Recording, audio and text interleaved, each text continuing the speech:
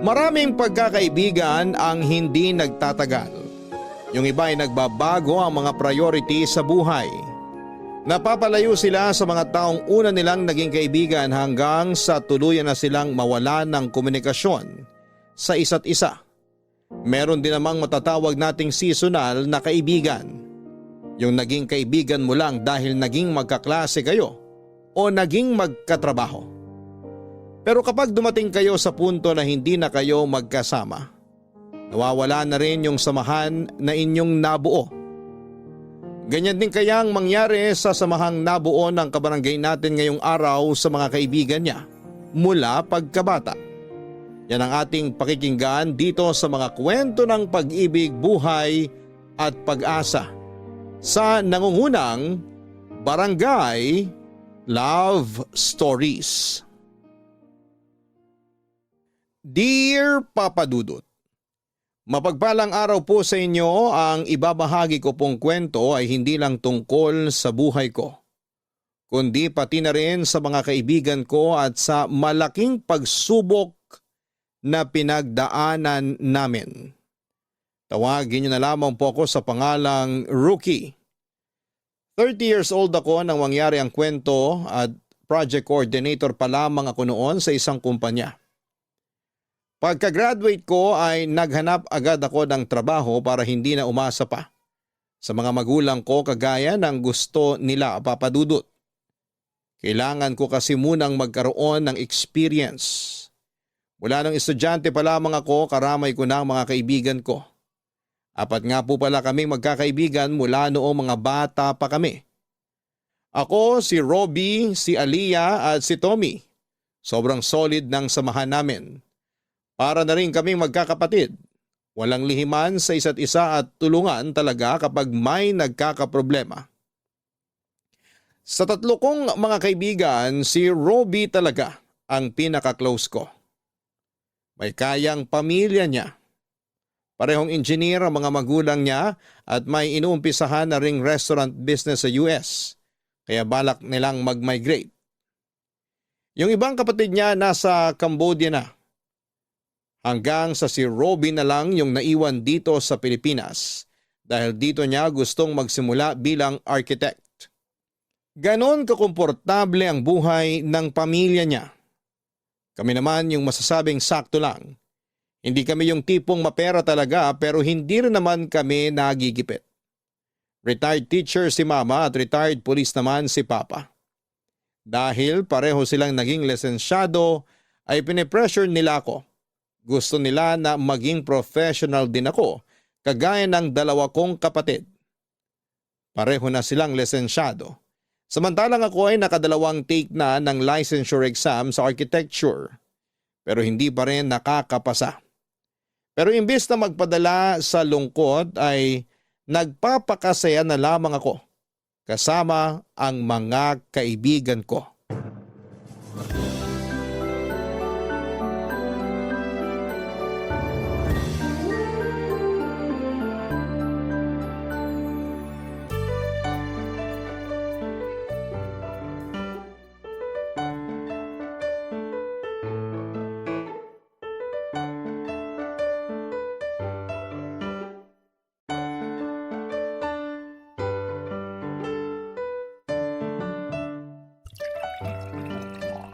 Hoy Rookie, kalma mo yung pagsasaling sa shot glass. Baka mamaya, humiga ka na naman sa labas ng gate nyo pag hinatid ka na namin sa inyo. Gagi, wag nyo na kasi ako iuwi pag nasa ganitong kalagayan. Alam nyo naman na parang Armalite yung bunganga ni Mama eh. Hindi ako papapasukin nun pag lasing na lasing ako umuwi. Tsaka imbis na clear skin ako, baka magka-design pa tong mukha ko kapag nakita ako ni Papa. Pareho pa naman silang high blood sa akin palagi. Wag mo na kasi pakainin ng matataba. Lutuan mo ng puro gulay araw-araw. Kahit hainan ko pa sila ng damo, hindi pa rin mawawala pagka-bad trip nila sa akin. 2 beses ba naman ako bumagsak sa exam eh. Alam ko na sasabihin nila. Hindi na to nagkataon lang, kundi kabubuhan na. Ewan ko ba dyan sa mga magulang mo pare? Masyado mga perfectionist. Kulang na lang gawin ka santo. Gusto lang naman nila na mapabuti si Rookie. Kaso nga lang, naiintindihan ko rin naman na mahirap talaga makapasa. Tingnan niyo ako, bagsak pa rin. Pareho lang kami. Kaibaan lang, Walang pakialam yung mga magulang ko kahit makailang take ako. Busy sila mag-travel sa kung saan-saan. Kita ko nga yung huling post ng mama mo. Nasa Barcelona sila. Friend mo siya sa Facebook? Inadya ako eh. Nagtatanong ba siya tungkol sa akin? Hindi naman. Hoy, tama na yung daldalan. Dinadaya nyo na naman ako sa inuman eh. Parang sa akin na lang umiikot tong baso ah. Sige, ako naman. Ay, nga pala Robby. Bakit hindi sumama si Aliyah? May reunion daw sila ngayon ng batchmates niya nung college. Malamang nagpapakalasing na rin yun ngayon. Saan ba sila ngayon? Hindi ko na tinanong eh. Sayang naman. Dapat tinanong mo para i-surprise natin. Malay mo, may makilala kami run. Wag na. Kakalbuhin tayo nung pagkatapos ng inuman. Nakalimutan niyo na ba yung ginawa niya sa atin? Nung huling beses tayo nakisali sa banding nila ng mga kaibigan niyang babae? Sabi ko nga, tagal pa naman magpahaba ng buhok. Hirap kasi kay Aliyah. Naturing ang bunso sa ating apat pero disaster yung utak. Huy, girlfriend ko yung pinag-uusapan nyo. Ay, girlfriend mo pala yun? Kala ko kasi kapatid mo lang eh. Mga bully talaga kayo. Sana di na kayo magka-girlfriend. Speaking of girlfriend, hoy Tommy, nasan yung dinidate mo nung nakaraan? Oo nga no. Gagi, wala na kami nun. Bilis naman. Teka, hulaan ko kung sino nakipaghiwalay. Ikaw no? Sino pa? Sino ba naman tatagal dun? Amoy mandirigma yung hininga. Pinipigilan ko na nga paghinga ko pag magkasama kami. Grabe talaga to makapanlait. Amoy pa ang hininga mo tuwing kagigising eh. Ako ba talaga yung kaibigan mo, yung ex ko? Malay mo, may health issues lang kaya ganun. Ikaw talaga. Eh ikaw Rookie, parang wala ka pang ipinapakilala sa amin ah. Tsaka na ako mag-girlfriend pag architect na ako. Ayoko mabasted no? May trabaho ka naman ah. Hindi naman requirement sa panliligaw yung pagiging lisensyado. Architect na kasi yung babaeng gusto kong ligawan eh. Nakakahiya naman kung siya lang yung lisensyado sa amin. May license ka rin naman ah. Driver's license. Mahirap din kayo makakuha nun. Ha, nakakatawa yun. Kanino yun? Anong kanino? Sa'yo kaya yun. Baka mamaya si Aliyah na yan. Pinag-a-update ka na naman. Si Aliyah nga. Pinapapunta ako mamaya sa bahay nila. Ayun lang, lugi tayo ron. Wala tayong jowa. Mamatay kayo sa inggit. Papadudot madalas akong napag-iinitan ng mga magulang ko mula noong nalaman nila na hindi ako nakapasa sa ikalawang pagkakataon noong nag-take ako ng exam. Kaya naman hindi ko rin magawang magka-girlfriend. Ayokong mapahiya sa pamilya ng babaeng nagugustuhan ko noong time na yon dahil mas malaki pa ang sweldo niya kesa sa akin. Sa madaling salita ay wala pa akong may pagmamalaki. Hindi rin suportado ng mga magulang ko ang pakikipagkaibigan kina Robby mula noong mga bata pa kami. Ayaw kasi nila na nababarkada ako. Kahit na ang totoo ay hindi naman talaga sila bad influence. May kanya-kanya kaming kalokohan minsan pero hindi naman idinadamay ang isa't isa. Matapos yung inuman namin, nakitulog na lamang muna ako kina Robby dahil siya na lamang ang nakatira sa bahay nila. Pero kinabukasan lang ay sinalubong naman ako ng masasakit na salita mula kina mama at papa. Sabi nila imbes daw na maghanap ako ng trabaho ay inuuna ko pa ang pag-iinom. Wala raw akong pangarap sa buhay at kontento na lamang sa maliit kong sweldo sa pinagtatrabahuhan ko. Kesyo 30 na raw ako pero hindi ko pa kayang bumuhay ng pamilya at kung ano-ano pang pangmamaliit nila sa akin. Halos mabingi na ako noon kaya nagkulong na lamang ako sa kwarto. Hindi ako makasagot kasi totoo naman yung sinasabi nila na hindi pa ako makakabuhay ng pamilya. Mas malaki pa ang weekly income ni mama sa pwesto niya sa palengke kesa sa isang buwang sweldo ko. Ginamit niya kasing puhunan sa pagninegosyo yung nakuha niya noong retirement niya, Papa Dudut. Kung tutuusin nga, hindi na dapat ako na-stress sa buhay dahil maayos naman ang kalagayan ng parents ko. Ganon din ang mga kapatid ko. Pero ang pangit, maging bunso sa pamilya namin. Mas mataas kasi yung expectations sa akin, pero nabigo ko silang lahat, Papa Dudut. Seryoso ka bang dito ka muna magsastay sa bahay? Oo. Gusto ko munang lumayo kay na mama. Naririndi na ako sa kanila eh. Bakit kasi hindi ka pa magrenta? Bukod sa hindi mo na maririnig yung mga sinasabi nila sa'yo, parang pinatunayan mo na rin sa kanila na kaya mo nang maging independent. Yun talaga plano ko ngayon. Maikituloy muna ako rito pansamantala. Kapag nakahanap na ako ng malilipatan, aalis din agad ako. Uy, hindi naman kita pinapalayas agad ah. Okay nga lang sa akin kahit hindi ka na umalis dito eh. Pero alam ko naman na hindi yun yung gusto mong mangyari. Kung dito ako titira, madadagdagan lang yung pang-iinsulto sa akin ni Mama. Yung mga gamit mo, bakit hindi mo padala? Iniwan ko muna sa bahay. Aalis naman sila bukas kaya bukas ko na babalikan. Ayoko makita nila na nag-iimpake ako ng mga gamit. Paano yan? Wala kang pamalit ngayong gabi. Teka, pwede naman kitang pairamin ng damit tsaka marami akong brief. Baka naman may hindi ka pa nagagamit dyan. Hingin ko na lang. Wow, wala nang iyaya ah. Hingi talaga? O sige, palit bra. Sira ulo. Magpapataba muna ako para magkalaman tong dibdib ko. Parang gusto ko kasi yung may umaalog pag tumatakbo. Magpagawa ka na lang kaya, isama mo na rin yung sa baba mo. Nahiya ka pang sabihin Alam mo yung biro mo, kapag ibang tao yung nakarinig, baka maniwala talaga na gusto ko maging babae. Paano kung kay Ali ako sabihin? Hindi mo mauuto yun. Sa bagay, baka ako pa mauto niya. Ay, nga pala pre, wala ka pa bang balak sumunod sa mga magulang mo sa US? Wala. Sila lang naman may gustong tumira dun eh. Mas okay sa akin na dito ko i-practice yung pagiging architect ko. Kung papala rin. Palit na nga lang tayo. Ako na lang yung magmamigrate. Sigurado mas malaki susweldoin ko ron kesa rito. Depende rin sa trabaho. Saka hindi madali yung buhay dun kung walang tutulong sa'yo. Kung hindi ka susunod sa parents mo, ibig sabihin, sa'yo na talaga iniwan tong bahay? Actually, matagal nang akin tong bahay. Pinalipat na ni Dad yung titulo sa pangalan ko. Wala na bang ibang kamag-anak dito mga magulang mo? Taga Visayas karamihan sa relatives namin sa mother side. Sa father side naman, nasa US talaga.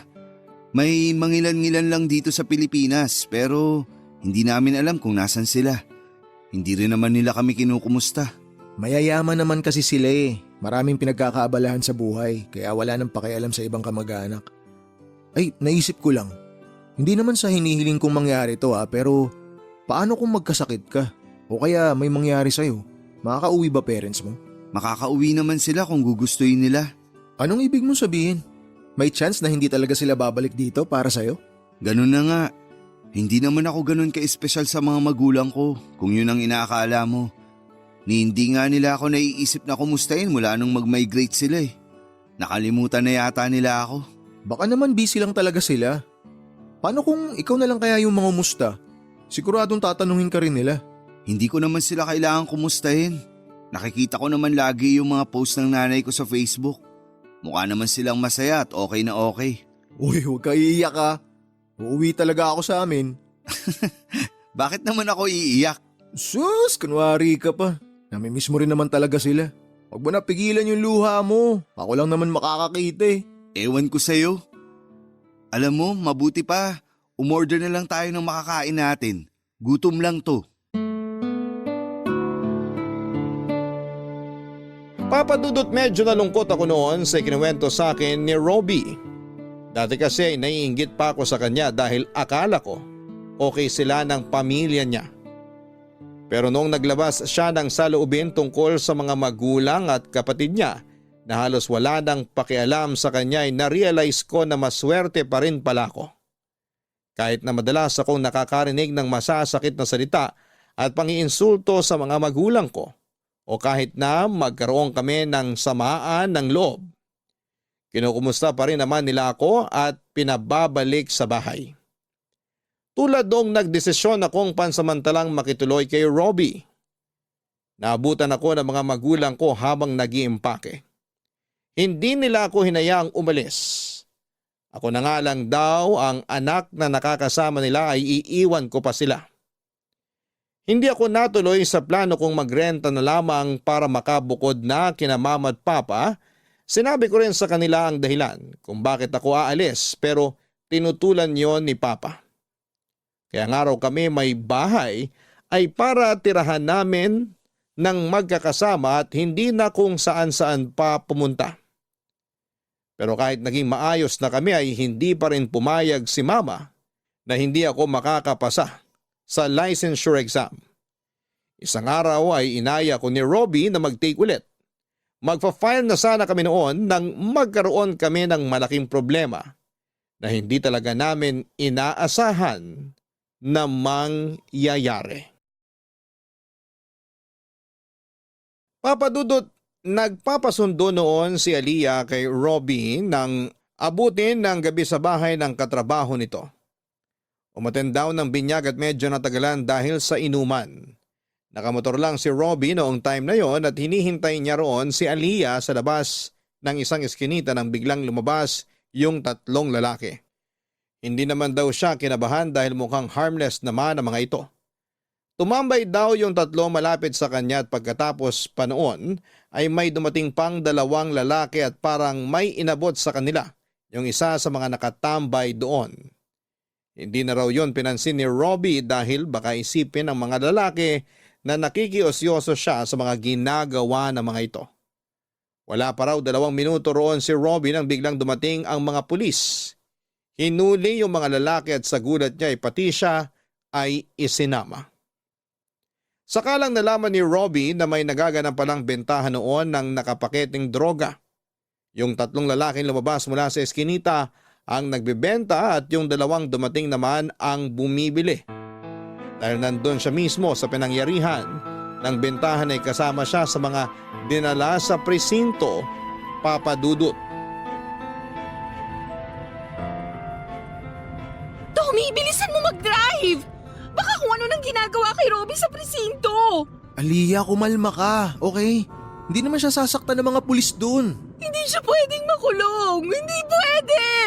Nandun lang naman siya para sunduin ako eh! Ano ba kasing nangyari? Hindi ka namin maintindihan kanina nung tumawag ka eh. Sabi ni Robbie, huminto lang siya dun sa may iskinita para abangan ako. Tapos lumabas daw yung mga lalaki. Hindi naman daw niya alam na nagbebentahan na ng drugs yung mga yun. Kung ganun, mukhang inaabangan na talaga ng mga pulis yung mga lalaki tinutukoy mo. Tapos nagkataon pa nando si Robbie. Kahit sabihin niya na hindi niya kilala yung mga lalaking yun at hindi naman siya involved sa bintahan, hindi siya paniniwalaan. Mabigat na kaso pa naman pag may kinalaman sa drugs. Kasalanan ko to eh. Hindi na sana ako nagpasundo sa kanya. Napahamak patuloy siya ng dahil sa akin. Ano ka ba? Walang may kasalanan sa nangyari. Wala namang may gusto nun eh. Tsaka kilala mo naman si Robbie. Hindi nun nahayaan na umuwi ka mag-isa. Kaya kahit hindi ka magpasundo, pupuntahan ka pa rin niya. May kaibigang abogado yung tatay ko. Kakausapin ko siya para matulungan si Robbie. Kayang-kaya naman ng pamilya niya na kumuha ng abogado eh. Ang problema, kung paano niya malulusutan yung ikakaso sa kanya kung sakali. Wala bang CCTV dun sa pinuntahan niya? Makakatulong yun kung sakali. Oo nga, kailangan natin pumunta ron mamaya. Pero sa ngayon, puntahan muna natin siya sa presinto. Kailangan niya tayo. Wala na dito sa Pilipinas yung pamilya niya. Walang ibang tutulong sa kanya kundi tayo lang. Basta guys, hindi natin iiwan sa ere si Robbie. Gagawin natin lahat para makalaya siya. So, sino yung tatawag sa parents niya? Ako na. Alam naman nilang ako yung girlfriend eh. Tatawagan ko sila mamaya kapag alam na natin ang status ni Robbie sa presinto. Sana talaga hindi siya makulong. Hindi siya dapat nandun. Makakawalan nila si Robbie. Tsaka kung sakali, kayang-kaya naman nilang kumuha ng abogado para sa kaso niya eh. Alam ko pero ang inaalala ko lang, mabigat na kaso kapag involved yung drugs. Paano kung hindi siya makalabas agad? Wala akong alam sa batas-batas na yan. Pero wag muna tayo magpalamon sa kanigahan. Kailangan tayo ni Robbie. Hindi natin pwede ipakita sa kanya na pinanghihinaan tayo. Sa atin siya kakapit kasi nga wala naman siyang pamilya rito. Tama si Tommy. Tsaka kahit malaman ng parents niya yung nangyari sa kanya, hindi pa rin naman sila makakauwi dito agad-agad. Aliyah, ikaw yung girlfriend niya kaya sigurado ikaw yung pagkakatiwalaan ng parents niya. Oo, kaya nga kakausapin ko sila mamaya. Ako yung dahilan kung bakit nalagay si Robbie sa ganong sitwasyon, kaya hindi ko siya pababayaan. Kahit ako pa ang maghanap ng abogado para sa kanya, gagawin ko yon. Nandito naman kami, sasamahan ka namin. Basta ako, pwede akong on-call driver nyo. Ako nang bahala sa mga gamit ni Robbie. Thank you guys. Sana hindi kayo sumuko sa kanya.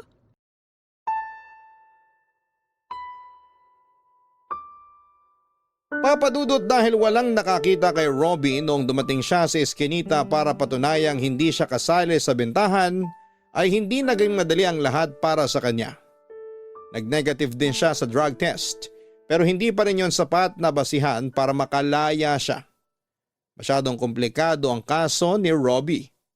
Mahigit 50 grams na drugs ang nakuha sa mga lalaking hinuli kasama niya.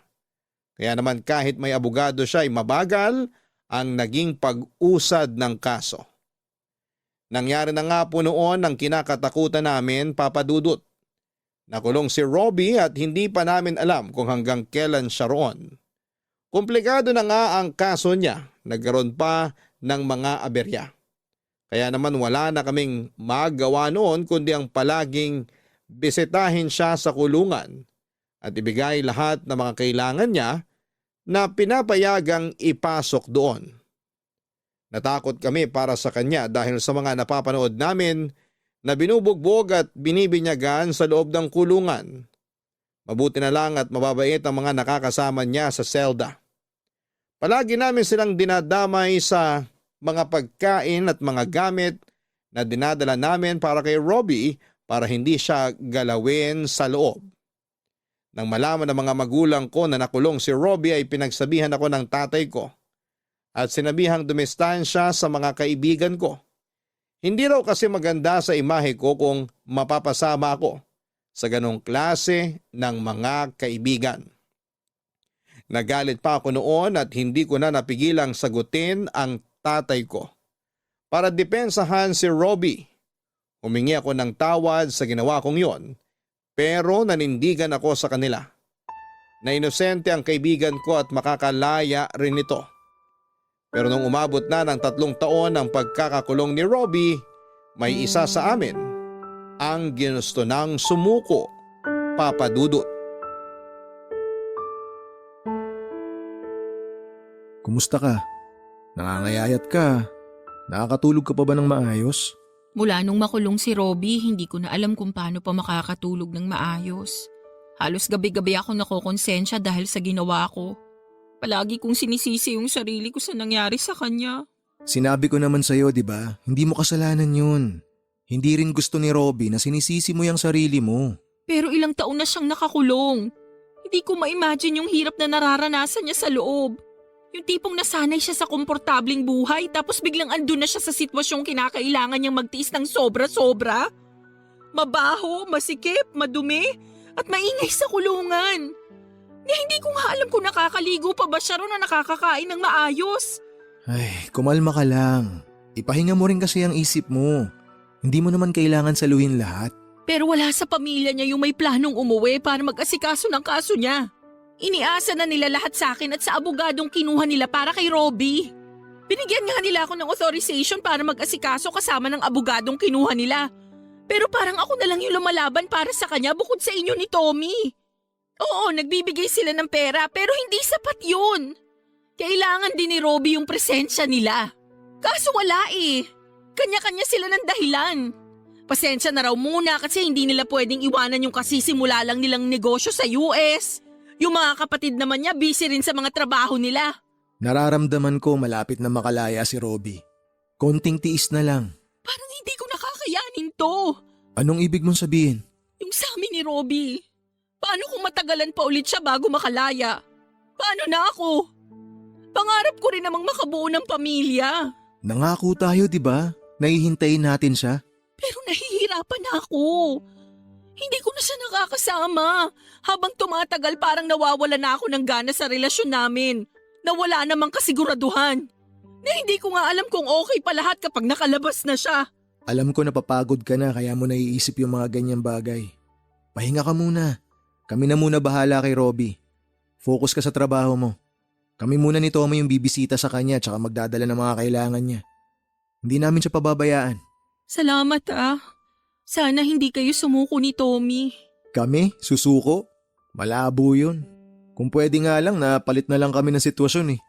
Pag nagkataon, sigurado susugod agad yung mga magulang ko. Hindi sila titigil hanggat di ako nakakalaya. Ay, kayang-kaya naman sanang gawin yun ng parents niya eh, kung umuwi lang sila. Wala naman sanang problema sa akin na ako ang mag-asikaso eh. Pero pinanghihinaan na ako. Saka parang hindi ko na nararamdaman na kami pa. Ang hirap ng ganito. Hindi mo na ba siya mahal? Hindi ko alam. Hindi ko na talaga alam kung ano pa tong nararamdaman ko. Kung pagmamahal pa ba bilang girlfriend niya o malasakit na lang. Naiintindihan naman kita eh. Hindi talaga madali yung sitwasyon mo ngayon. Pero mahal na mahal ka ni Robbie. Hindi yun basta-basta bibitiw sa relasyon nyo. Kasi ikaw na lang yung kinakapitan niya sa totoo lang. Paano kung dumating yung oras na ayoko na? Na ma-fall out of love ako sa kanya? Pwede ko bang sabihin sa kanya yon? Baka kung anong gawin niya sa sarili niya sa loob ng kulungan. Natatakot ako. Hindi ka pa nga ba na fall out of love sa lagay na yan? O baka natatakot ka lang na aminin yun sa sarili mo?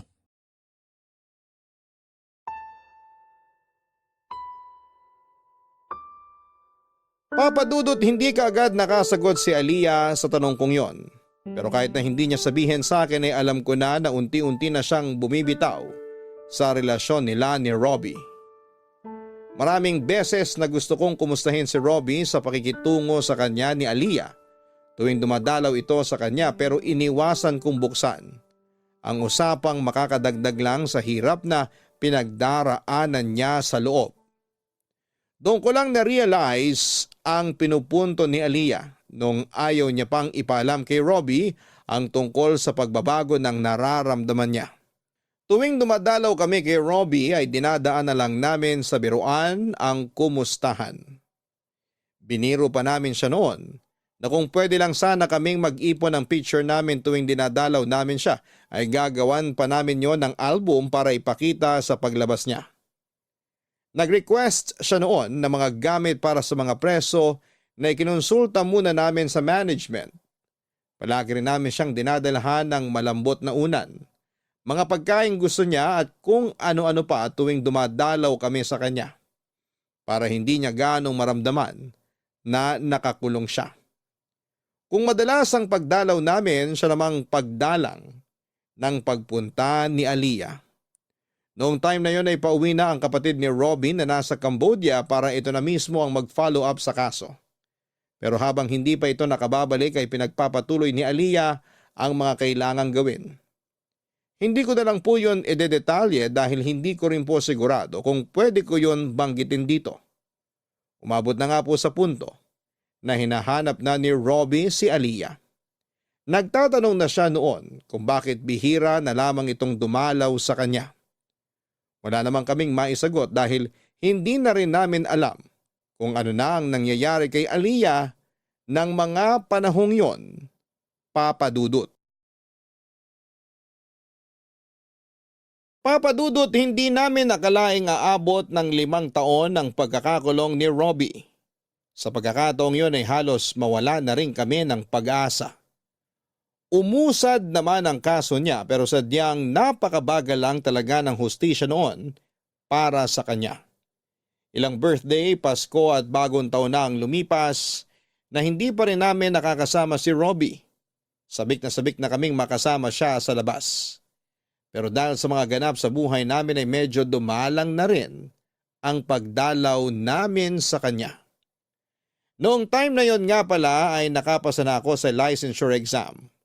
At ang emosyon ko noon dahil pangarap talaga namin yon.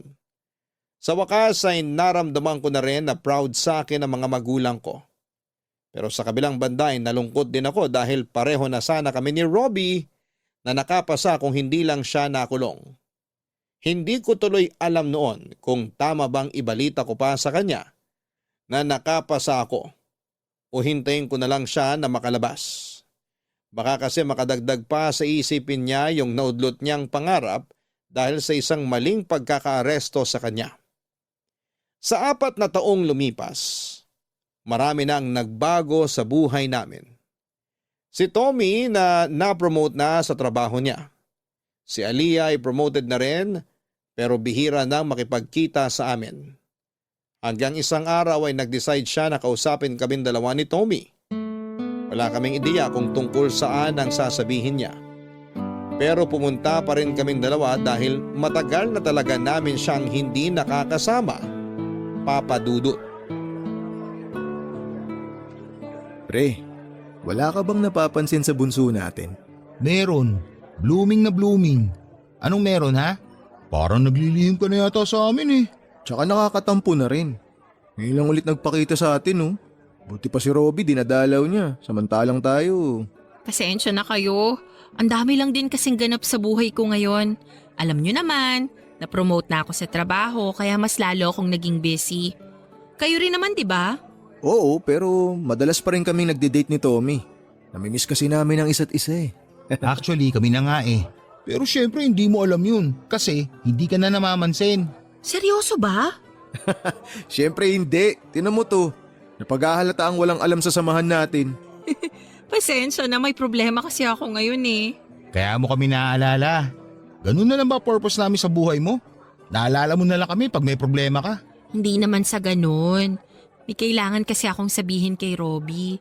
Pero bago sa kanya, sa inyo ko muna sasabihin. Ano ba yun?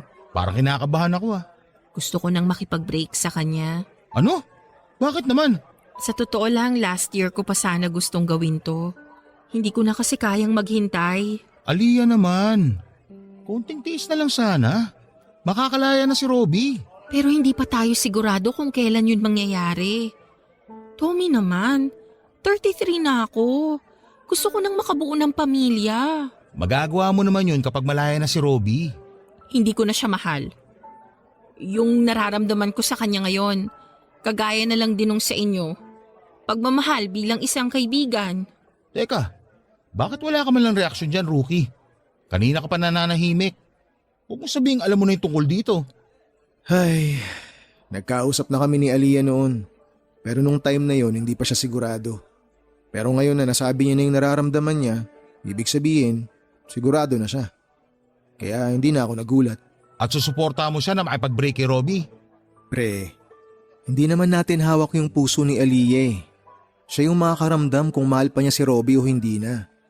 Wala na tayong magagawa ron. Alam natin kung gaano kalaki yung naging sakripisyo niya. Hindi natin siya masisisi lalo na ngayon. Aminin na natin pre. Hindi pa rin naman tayo sigurado kung makakalabas na ba si Robbie ngayong taon o baka sa susunod pa. May buhay din si Aliyah sa labas ng kulungan. Gaya nating dalawa. Ay, tama ka naman eh. Inaalala ko lang talaga kung paano to tatanggapin ni Robbie. Paano kung magpatiwakal yun sa loob? Hindi niya gagawin yun, ano ka ba? Nagawa niya makasurvive sa loob ng kulungan ng 4 na taon. Ito pa kaya? Hindi naman mahina yung pagkakakilala natin sa kanya eh. Malalampasan niya lahat to. Pasensya na kayo. Alam ko naman na iniiwasan nyo lang talaga na masaktan si Robbie. Pero kahit naman nasa labas siya, mangyayari pa rin to kung hindi na kami pareho ng nararamdaman sa isa't isa. Saka nangako naman ako na kahit wala na kaming dalawa, hindi ako mawawala sa samahang to. Sasamahan ko pa rin si Robbie sa laban niya. Naiintindihan din naman kita. Huwag ka mag-alala, hindi ako galit sa'yo. Ang gusto ko lang malaman, kung may naliligaw na sa'yo. Oo nga, para lang alam namin. Babakapan ka pa rin naman namin kay Robbie. Basta ipakilala mo sa amin kung sino man yung dahilan ng pagiging blooming mo ngayon. Tama, kailangan makilala namin siya.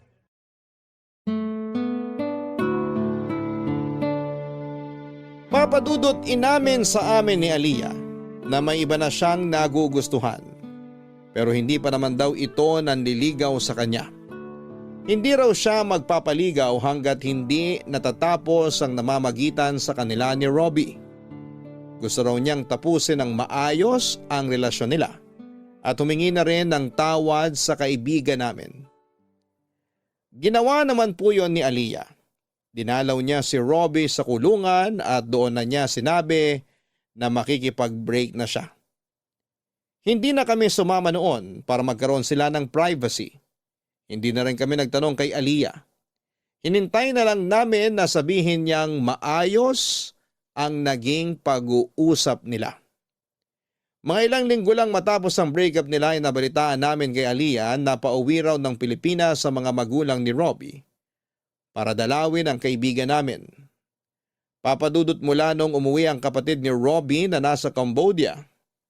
Wala na kaming update sa kaso niya dahil sila na mismong magkapatid ang nag-uusap.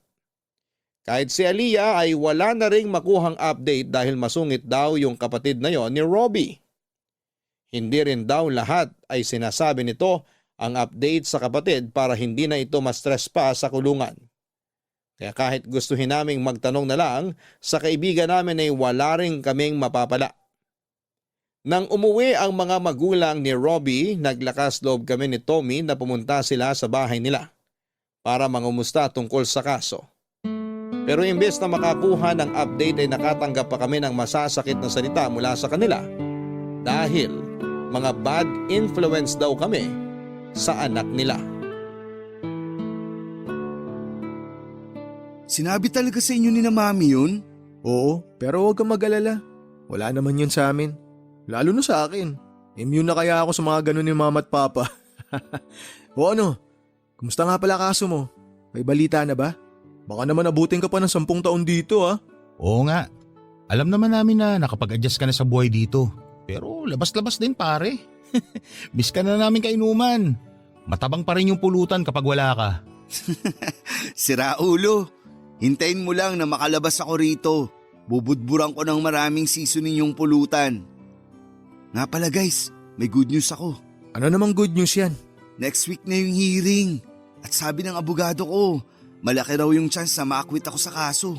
Yun! Sa wakas! Malapit na tayo magkita-kita sa labas! Pare, sabihin mo lang kung may request kang pagkain o inumin. Sagot na ni Rookie yun. Sagot ko na yung babae. Siyempre, matagal-tagal ka nagpakabay dito sa loob. Ito talaga, puro kagaguhan nasa isip. Nararamdaman ko lang kasi na kailangan natin mag-shot puno paglabas mo. Siyempre, broken-hearted ka. Ay, sorry. Ayos lang. Maayos naman kami nag-break ni Aliyah. Masakit yun kasi isa sa mga kinakapitan ko yung relasyon naming dalawa. Kaya nagpakatatag ako rito. Tapos ngayong malapit na ako makalaya, saka ko pa malalaman na hindi niya na pala ako mahal. Walwal talaga malala paglabas mo pare. Uy Tommy, walwal talaga? Sorry, ang drama niyo naman kasi masyado eh. Nagmahal din naman ako, pero seconds lang, nakapag-move on na ako. Huwag mo ako igaya sa'yo. Kakatian lang naman yung nararamdaman mo, hindi pagmamahal. Huwag kayong mag-alala. Hindi naman ako magpapatiwakal dito dahil sa breakup namin ni Aliyah. Nasaktan lang ako pero natanggap ko na rin naman kaagad. Ay, hindi rin ako galit sa kanya. Marami na siyang ginawa para sa akin. Malaki yung naging sakripisyo niya para sa akin mula nung makulong ako. Kaya maliit na bagay na lang na palayain ko siya sa relasyon namin. Deserve niya yun. Narinig mo yon Tommy? Si Robby dapat yung tinutularan mo. Hindi yung gumaganti ka pa sa mga babae na ipag-break sa'yo. Sige, pagtulungan niyo ako. Pag-aagawan ko talaga kayo na rebulto. Pero seryoso, nakilala niyo na ba yung manliligaw ngayon ni Aliyah? Ayun, interesado rin pala sa bago ni Aliyah. Ako na sasagot. Oo, nakilala na namin. Mas gwapo sa'yo. Ano? Mas gwapo sa akin? Patingin nga ng picture. Loko, binibiro ka lang. Hindi pa namin nakikita. Bakit interesado kung makilala yung bago? Kakausapin mo ba tapos magbibiling ka na ingatan si Aliyah kasi iningatan mo siya nung kayo pa? Oh, nakakatouch yung sobra. Alam mo pare, kanina pa sana kita sinikmuraan kung wala lang bantay dito. Hanggang ngayon, siraulo ka pa rin eh. Paano ka na-promote sa lagay na yan ha?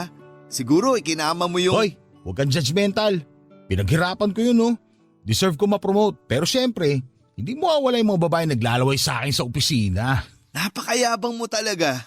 Hintay ka lang na makalabas ako. May sasapaw na ulit sa'yo. Papadudot 1 linggo na lang ang hinihintay namin para makalaya si Robby kaya inihanda na namin ang sorpresa namin sa kanya. Noong time na yon kasi balak na sanang bigyan ni Aliyah ng chance yung bago niyang manliligaw.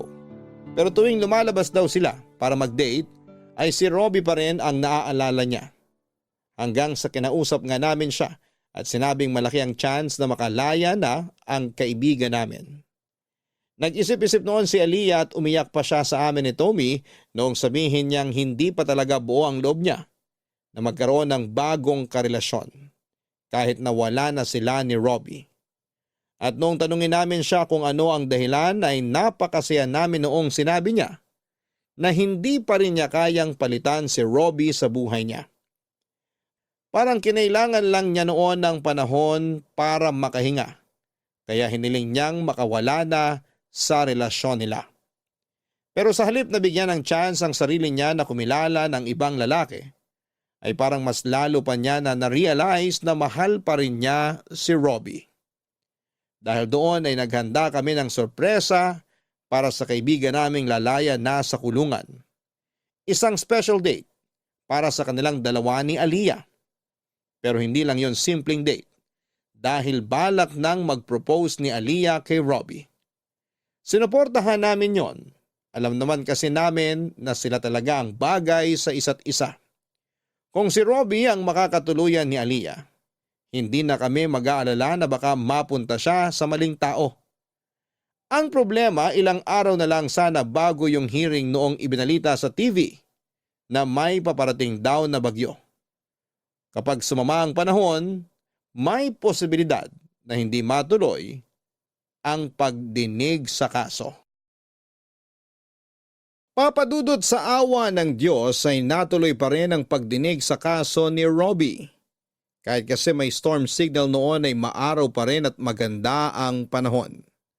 Para naghimala po talaga noong araw na yon matapos ang hearing ay sobrang saya naming lahat noong sa wakas ay acquitted na si Robbie sa kaso. Mahigit 5 taon din siyang nakulong at nagdusa sa loob bago nakalaya. Parang pinagbayaran na rin po niya ang pagkakasalang hindi naman po niya ginawa. Hindi lang naman po siya ang may ganong kaso pero maswerte pa rin po siya na nagkaroon pa siya ng pagkakataong makalaya, Papa Dudut. Kahit na hindi po kami iyakin ng mga kaibigan ko ay napaluha talaga kami. Noong makasama na namin siya sa labas. Kaming dalawa lang ni Tommy ang sumundo sa kanya gaya ng napag-usapan. Halos hindi mabura ang ngiti ni Robbie noong inilibot muna namin siya bago inihatid sa bahay nila. Noong time na yon ay nakabalik na sa US ang mga magulang niya kaya kami na lang ulit ang kasama niya na mag-celebrate. Dumaan naman doon ang kapatid niyang nag-asikaso sa kaso niya. Pero saglit lang silang nagkasama at nagpaalam na rin ito para sa flight pabalik ng Cambodia. Akala ko may inanda kayong party para sa akin. Excited pa naman akong kumain ng masasarap ngayon. Chill ka lang kasi. Nagpa-reserve na kami sa restaurant, okay? Pero sa ngayon, pumili ka muna ng pangmalakasan mong outfit kasi first time mo magsusuot ng magandang damit pagkatapos mong makulong ng 5 taon. Grabe, nakakapanibago. Pwede ko na ulit isuot kahit anong gusto ko. Ay, mas masaya sana kung kasama rin natin si Aliyah. Huwag mo na muna siyang isipin. Masaya na yun sa kadate niya. Kaya nga kami nandito kasi kami muna yung date mo. Kung di sana siya nakipag-break sa akin, bala ko na sanang mag-propose sa kanya. Oh, sad boy. Walang iyakan mamaya inuman lang. Ako iiyak? Tanggap ko na yun.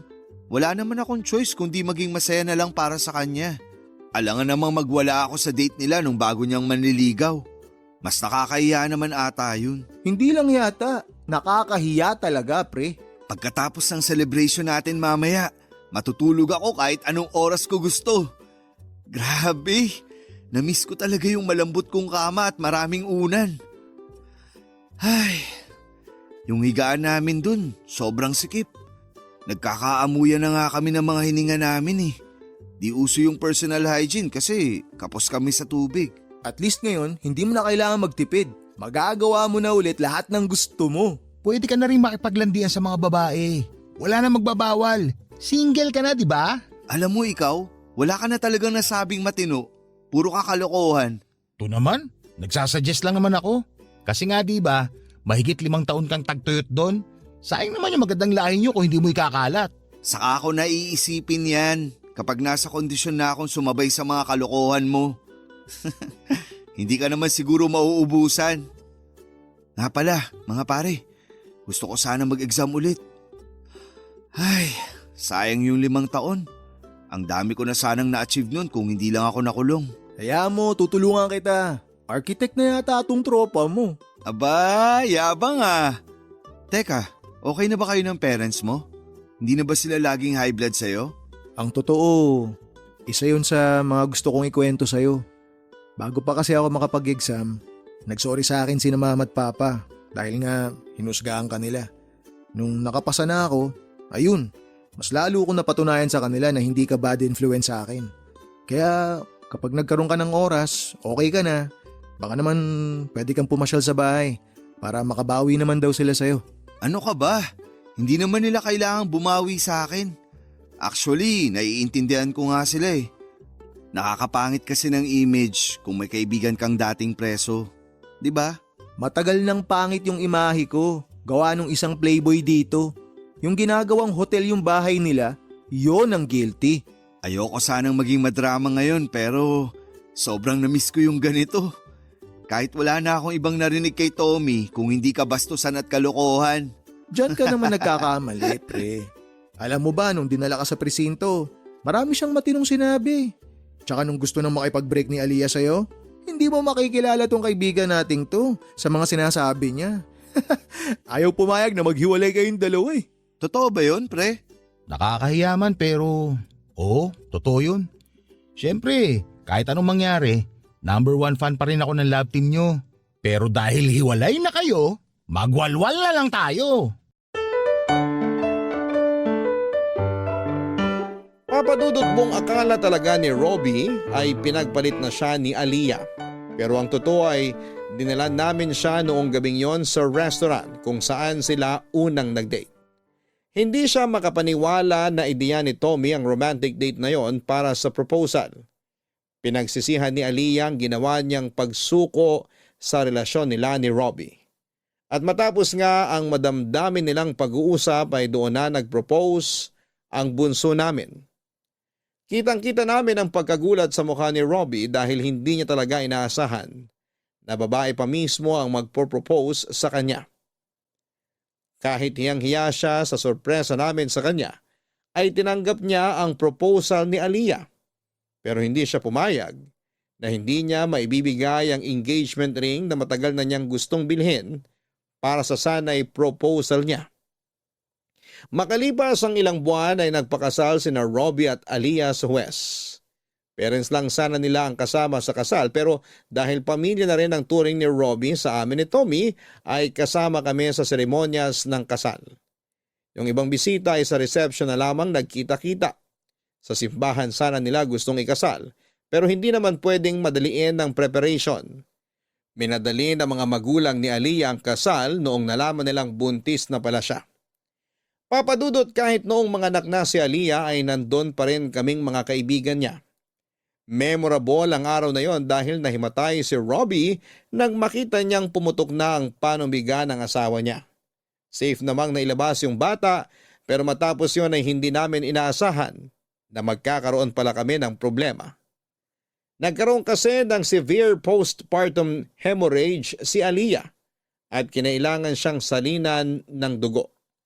Laking pasasalamat na lang namin noon dahil pareho kami ni Aliyah ng blood type kaya nakapag-donate kaagad ako. Saka lang kami nakahinga ng maluwag noong bumudi na ang kalagayan niya.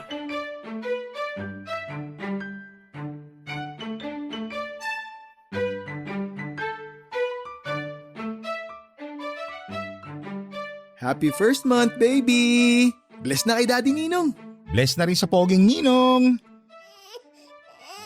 O ayan, sinungaling ka kasi. Umiyak tuloy yung bata. Baby, medyo nakakasama ka ng loob ha. Pero di bale, kapag lumaki-laki ka pa ng konti, matututunan mo rin kumilatis ng pogi.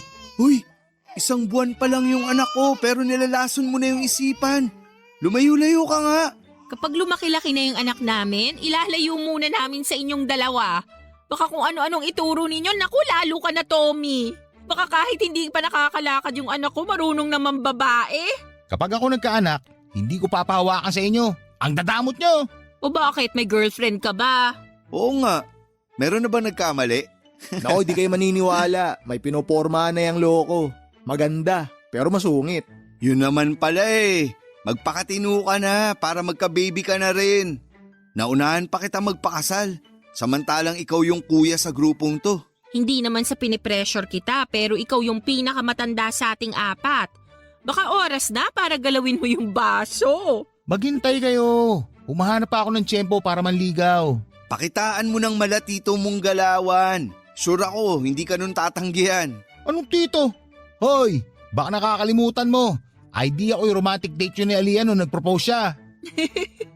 Oo nga pala. Sorry na, kuya. Nga pala, Rookie, tuloy ba yung pag-alis mo? Aalis siya? Ano to? Bakit hindi ko na naman alam? Oo nga, ako rin hindi ko alam. Wala rin akong idea. Ano yan? Kahit naman gustong gusto ko, di rin ako matutuloy. Hindi ko na-meet yung qualifications nila. Okay lang yan. Maganda rin naman karir mo kahit nandito ka lang sa Pilipinas. Malay mo, sa mga susunod na taon, sa ibang bansa ka na nagtatrabaho. Oo nga. Pag nangyari yun, kami pa mismo maghatid sa'yo sa airport. Sa totoo lang, medyo nag-aalinlangan din ako eh. First time ko kasing mapapalayo sa mga magulang ko. Tsaka sa inyo, kung sakali. Hay nako, basta kapag may opportunity, sunggaban nyo lang. Kahit na ang kapalit nun ay magkalayo-layo tayo pansamantala. Hindi naman yung distansya ang sisira sa pagkakaibigan natin, kundi tiwala. Kung ano yung pangarap ng isa, suportahan natin yun. Masyado na tayong maraming pinagdaanan para mabuwag ng basta-basta. Agree ako. Kaya kahit nasa ibang bansa pa yung pangarap nyo, huwag kayong magdadalawang isip. Nandito lang naman kami ni Aliyah. Since nabuksan na rin naman yung usapan tungkol sa ibang bansa, ito na rin siguro yung tamang oras para i-share ko sa inyo yung plano ko. Mangingibang bansa ka na ba? Oo eh. Maganda kasi yung trabaho ng pinsa ko sa Dubai kaya gusto ko rin sanang subukan. Kayo lang naman ang inaalala ko. Baka magtampo kayo kapag umalis ako rito. Sus! Sino naman magtatampo para sa karir mo yun? Hindi naman nabuo tong friendship natin para magpigilan tayo sa mga gusto nating ma-achieve sa buhay. Tulakan tayo pataas, hindi hilahan pababa. Tama. Kaya mula ngayon, wala nang liman. Kung ano yung plano nyo, safe na safe kayong i-share sa grupo. Ako nga may plano pa rin bumalik sa trabaho ko pag pwede nang paalagaan si baby. Bumubuelo lang ako ngayon pero marami pa rin akong gustong ma-achieve. Kami ni Robby. Magiging architect pa siya eh. Di ba mahal? Yak! Dito pa kayo nagtawagan yan. Respeto naman sa manliligaw pa lang oh. Huwag kasing babagal-bagal para hindi nauunahan ng bunso. Papadudot kung nagkatuluyan ang dalawa naming kaibigan at nagkaroon na rin ng matinong babaeng nililigawan si Tommy, sa wakas ay nagkaroon na rin ako ng lakas ng loob. Naligawan yung babaeng matagal ko nang nagugustuhan. Ipinakilala ko na siya sa mga kaibigan ko at botong-boto naman sila para sa aming dalawa. Hindi nagtagal ay sinagot na rin niya ako at hindi na namin pinahaba pa yung ligawan at pagiging mag-boyfriend at girlfriend. Nag-propose na kaagad ako sa kanya dahil gusto ko na ring makabuo ng sarili kong pamilya. Sa ngayon ay senior level architect na ako at lisensyado na rin si Robby. Si Tommy naman ay nasa Dubai na, kasama ang girlfriend niya. Nagkakaroon kami ng reunion tuwing umuwi siya dito sa Pilipinas. Pero kahit may kanya-kanya na kaming mga ganap sa buhay, hindi pa rin kami nakakalimot sa nabuo naming samahan. Palagi pa rin naming takbuhan ang isa't isa at itinuturing ang bawat isa na tunay na pamilya. Papadudot, hindi man po kasing komplikado ng kwento ng ibang tao itong ibinahagi ko, ay sobrang saya ko pa rin dahil ipinagmamalaki ko po yung friendship na meron kami ng mga kaibigan ko. Si Robby po sana ang susulat sa inyo pero nag-decide po kami na ako na lang ang magkwento ng lahat. Sana po kahit papaano ay nakapaghatid ng positive vibe at inspirasyon ang kwento namin. Hanggang dito na lamang po at maraming salamat sa Barangay LS. Ang inyong forever kapuso at kabarangay, Rookie. Mga kabarangay, may mga samahan talaga na hindi madaling matibag ng kahit na anong pagsubok sa buhay. Gaya na lamang ng kwento ng sender natin na si Rookie, maswerte ang taong kagaya niya na nasa tamang circle ng mga kaibigan. Masaya sa pakiramdam na kahit maraming pangyayari sa buhay mo, ay may mga tao pa ring hindi ka iiwan sa ere. Ano man ang mangyari, walang inggitan at walang hilahan. Dahil sosuportahan ka nila sa mga pangarap mo kahit na ang kapalit nito ay ang pagkawatak-watak ninyo. Hanggang sa muli mga kapuso, ako po si Papa Dudut sa mga kwento ng pag-ibig, buhay at pag-asa sa nangungunang Barangay Love Stories Number 1. Dear Papa Dudut, ako nga pala si Donna, sa kasalukuyan ay 45 years old na. Gusto ko lang ibahagi sa inyo ang kwento ng kabataan ko. Kwento noong nagsimula akong magdalaga. 18 anyos ako nang matipuhan ko si July, kaedad ko lamang din siya. Nakatira siya sa kabilang purok sa aming barangay. Bagong salta lamang siya noon sa probinsya namin, Papa Dudut. Nabalitaan kong galing pa siya sa Maynila at nung nagkahiwalay ang mga magulang niya, sinama siya ng kanyang 50 anyos na tatay sa probinsya namin. Doon na sila tumirang dalawa. Naging usap-usapan sa barangay namin ang paglipat ni na July at ang kanyang ama na si Mang Edu. Sa barangay pa naman namin kapag may bagong salta ay paniguradong pag-uusapan yan. Nakibalita rin ako tungkol kina July, lalo na nung nalaman kong kaedad ko lamang siya. Nakibalita ako sa manikurista ng nanay ko. Na-curious din kasi si nanay lalo't kaedad niya ang tatay ni July. Inisip nga ni nanay na baka pwede sila ng tatay ni July dahil pareho silang hiwalay sa asawa. Alam kong nagkakantsawan lang sila noon ng manikurista niya pero seryoso akong nakikinig. Hindi dahil gusto kong maging stepfather ang tatay ni July, kundi dahil gusto kong makilala si July, Papa Dudut. Nasabi nga rin ng manikurista ni nanay na gwapo raw at tisoy si July. Ang mga talampakan daw nito ay kasimpulan ng makopa, lalo tuwing tanghaling tapat. Yun pa naman ang tipo ko sa isang lalaki. Mapula ang talampakan at tisoy. Bihira kasi akong makakilala ng mga ganong klaseng lalaki sa probinsya namin. Kaya naman hindi ko na pinalagpas ang pagkakataon para makilala si July. Pinuntahan ko siya sa bahay nila, Papa Dudut.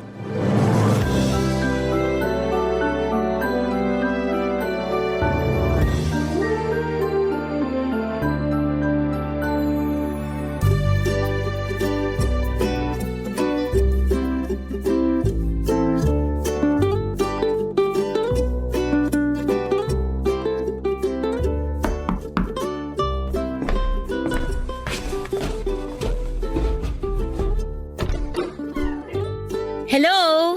Ikaw si July, di ba? Oo. Sino ka? May kailangan ka? Ako si Donna. Taga-ron lang ako sa kabilang purok. May kailangan ka ba? Wala naman. Gusto lang kitang makita. Bakit gusto mo ako makita? Ganito lang talaga ako kapag may bagong salta rito sa barangay natin. Ako kasi lagi yung taga-kumusta. Ayos ka naman ba rito sa barangay natin? Ayos naman. Pero medyo naninibago lang kami kasi ang daming taong pumupunta dito sa bahay namin para kumustahin kami ni tatay. Mga hindi naman namin kakilala. Masanay ka na. Ganito talaga sa atin. Para na tayong isang pamilya. Hindi lang kasi ako sanay na pinapaligiran tsaka kinakausap ng mga tao. Sanayin mo ng sarili mo. Lalo na ngayon na kalilipat mo lang dito. Ikaw ang bida ngayon. Kumusta palang talampakan mo? Talampakan ko? Kasi sabi nila pwede raw mamahay ang talampakan. Baka namimiss niya yung lupa ng Maynila. Tapos manibago sa lupa ng probinsya. Alam mo yun? May nakapagsabi na ba sa'yo nun? Mga anong oras namumulang talampakan mo? Seryoso ako! Pasensya ka na pero hindi ko napapansin kung anong oras namumula tong mga talampakan ko. May pictures ka ba ng talampakan mo? Teka lang, bakit ba interesado ka sa talampakan ko? Uy, hindi grabe ka naman. Wala ka na kasing ibang kinumusta kundi talampakan ko Masama bang mag-alala sa talampakan mo?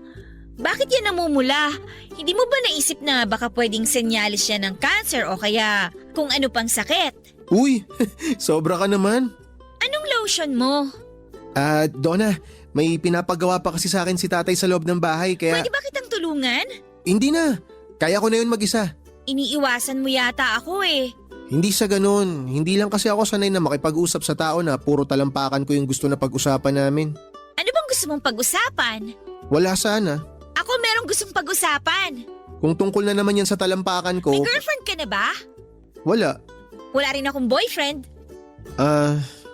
Congrats? Congrats din sa'yo. Congrats sa atin! Yay! Hindi ko alam pero napapatawa mo ako. Ayos Kapag kailangan mo ng tour guide sa barangay natin, pwede ako ha. Pwede kong ibigay sa'yo yung cellphone number ng nanay ko para i-text mo ako. Wala ka bang sariling cellphone? Bibili ako kapag gusto mo na akong ka-text. Sige. Sa akin ka lang magpapa-tour guide ha. Huwag sa ibang dalaga rito. Teka lang, babalik ako ha. Kukunin ko lang yung cellphone number ni nanay. Wait mo ako! Hindi na nakapagsalita pa si July dahil nagmadali na akong tumakbo pabalik sa bahay namin para mailista sa papel ang cellphone number ni nanay. Hindi ko pa kasi memorize noon ang number ni nanay. Bago bumalik sa bahay ni July ay naglotion pa ako ng braso at siko ko. Napansin ko kasi na namumuti na dahil sa sobrang dry. Nagsuklay na rin ako at nakihingi ng baby cologne kay nanay. Nang bumalik ako sa bahay ni July ay inabot ko na sa kanyang number ko. Napatingin ako sa talampakan niya pero nakasuot na siya ng medyas. Nalungkot ako pero alam kong sinadya niya yon dahil marahil naiilang na siya. Na yun ang una kong topic na gustong pag-usapan nang makilala ko siya. Nagpaalam na rin ako kaagad sa kanya at sinabi ko sa kanya na hihintayin ko ang text niya. Tumango lamang siya at ngumiti papadudot. Sinarado na rin niya ang pintuan pagkatapos. Nanatili siguro ako ng ilang minuto sa labas ng bahay nila bago ako nagpasyang umuwi ng bahay. Nakangiti at panay ang huni ko ng paborito kong love song habang sinasabayan ko ng pilit na sayaw. Napansin yun ni nanay at saktong kakatapos lang magsaing ni nanay kaya may oras ito para kausapin ako sa napansin niya sa akin. Close kami ni nanay. Lalo na nung nawala na si tatay sa buhay namin. Wala akong naitagong sekreto kay nanay, siyang best friend ko. Sinabi ko sa kanyang lahat-lahat. Lalo na yung pagkakakilala namin ni July. Sa kanya ko talaga unang sinabi ang tungkol doon. Wala rin naman kasi akong ibang kaibigan na mapagsabihan. Talagang si nanay lang ang tinuturing kong kaibigan sa buhay ko. Masaya akong nagkwento sa kanya, masaya rin siyang nakinig sa akin. Pinag-usapan namin si July habang umiinom kami ng instant coffee, papadudot.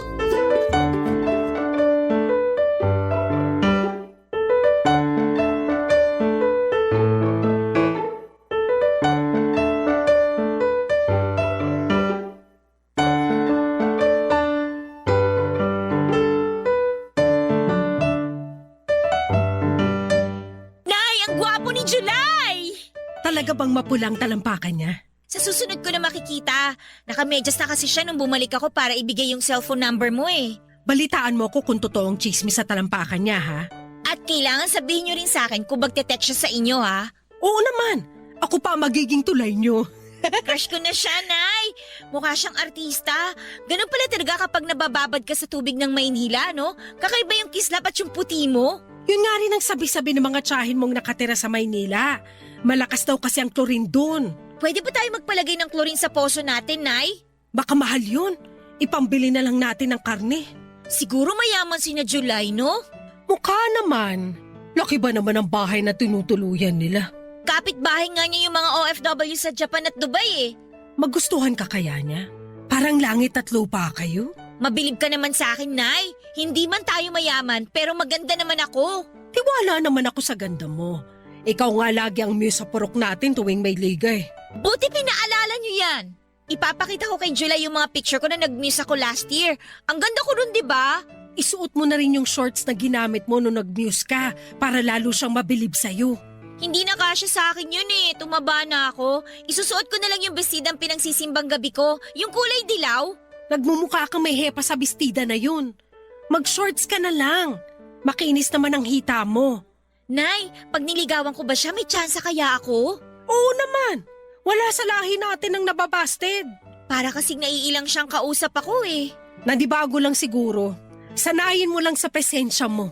Ano kayang pwede kong ibigay sa kanya kapag manliligaw na ako? Magluluto ako ng champurado bukas. Hatiran mo siya. Lalagyan ko ng maraming ebap. Sige nga, Nay. Sasabihin ko na ako ang nagluto. Mahilig naman ang mga lalaki sa babaeng magaling magluto, di ba? Diyan ko nadali ang tatay mo. Paano niyo po napa-inlove si tatay? Lagi ko siyang binibigyan ng gumamela. Yung tanim ng lola mo noon, bago maubos ang bulaklak ng gumamela ng lola mo, napasagot ko na ang tatay mo. Wala naman tayong gumamela rito sa bakuran eh. Ano kayang pwede kong ibigay sa kanya? Wala pa namang namumungang bulaklak ngayong buwan dito sa atin.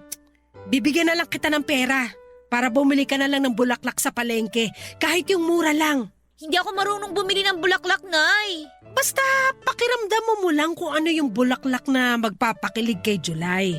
Pwedeng rosas, sampagita o orchid.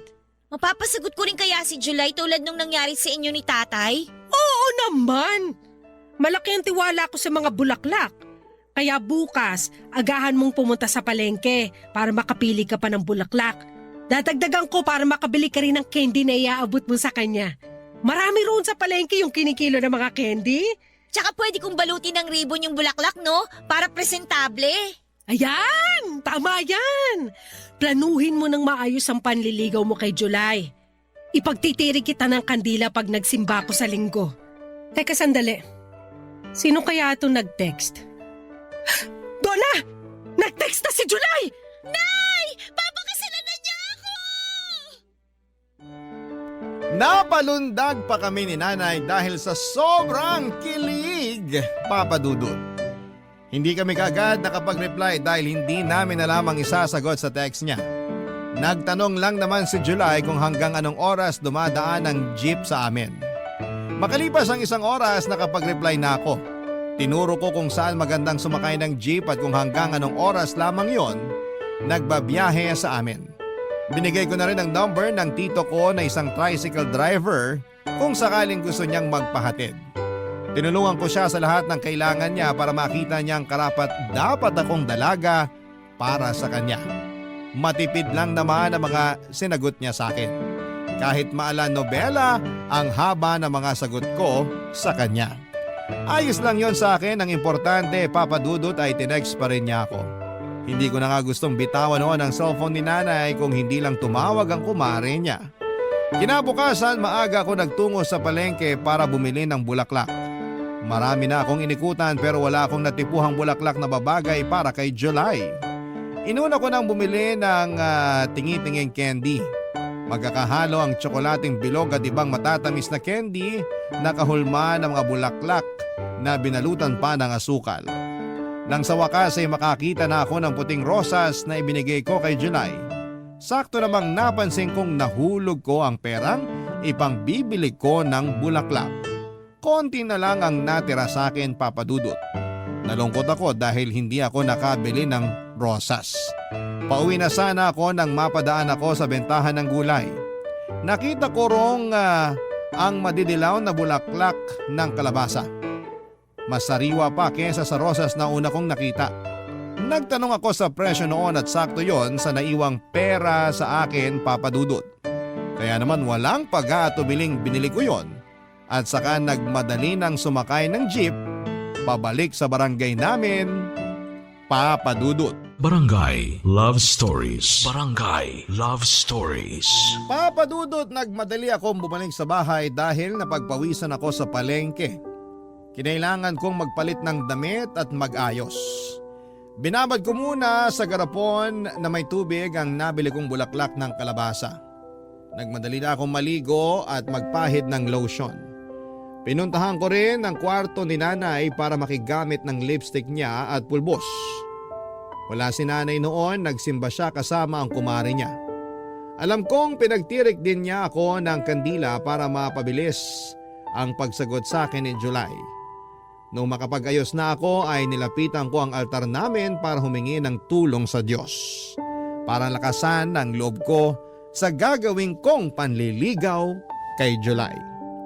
Medyo nanginginig pa ako noon dahil parang gusto ko nang umatras. Kaso kapag naaalala ko ang kwento ng pag-iibigan ni Nanay at Tatay ay nabubuhayan akong muli ng loob. Nagkape muna ako para masigurado lang na malakas ang loob ko kapag hinarap ko si July, Papa Dudut. Inabangan ko ngang makabalik si Nanay para mapalakas pa nito ang loob ko. Kaya lang ay naubos ko na ang kape at nahuhulas na ang pulbos ko ay wala pa rin si Nanay. Kaya nagpasya akong sugurin na ang bahay ni na July. Bitbit ang bulaklak ng kalabasa. Dahan-dahan ako naglakad patungo sa bahay ni na July. Ayokong tumakbo dahil baka mahulas ang pulbos ko sa mukha. Saka para hindi agad kumupas ang baby cologne na ibinudbud ko sa damit at kilikili ko. Nang makarating na ako sa harapan ng bahay nila ay nag-alangan akong kumatok. Ang dami kong in-overthink. Paano kung allergic pala siya sa bulaklak ng kalabasa? Paano kung ayaw niya sa amoy ng baby cologne? Paano kung ayaw niya sa babaeng nagpupulbos ng mukha? Nasa ganitong pag-iisip ako, Papa Dudut, nang bigla na lamang bumukas ang pintuan at niluwa noon si July. Papa Dudut.